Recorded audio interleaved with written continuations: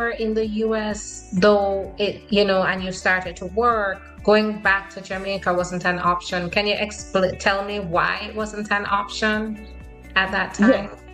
Yes, I could tell you why it wasn't an option. So I wanted was to go back home, as I said, because, the children was there. Yeah. But then I was looking into it and said, it wasn't an option because I was going through a lot back there. Mm-hmm. One, I had some problem with my in-laws, and two, I have witnessed something that I was caught up into coming from work one day, and it was something that I was threatened by it to keep my mouth shut, not to say anything, and then with my in-laws, my children were abused by a uncle, and I wanted was to report it. But because of the uncle, I had a family, as a son that was in the gang war, and it would be a problem if I reported him for him to go to prison and to pay the penalty for what he was doing.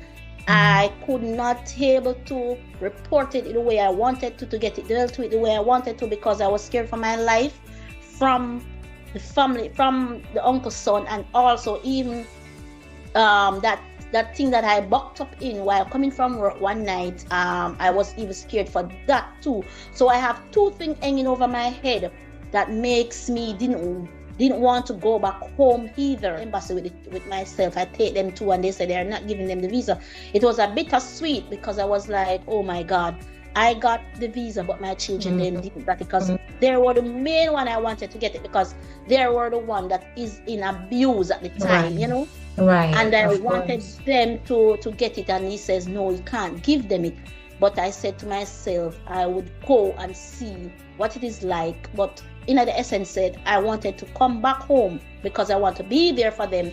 I said, I would rather stay together than die together more than I am here safe and they are still in the abuse. So when I got the visa to come up, I placed my children in Jamaica with a friend, a stranger.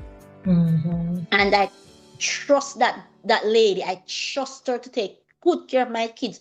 And I tell her, don't let them go by their family members' house at no time at all. And I remember when I came, she said yes, she will keep them, and she took them and she take good care of them, and she do as I said, and she protect them, she do everything for them as a mom while I'm here doing the little work, going through my abuse over here, continually going through abuse over here.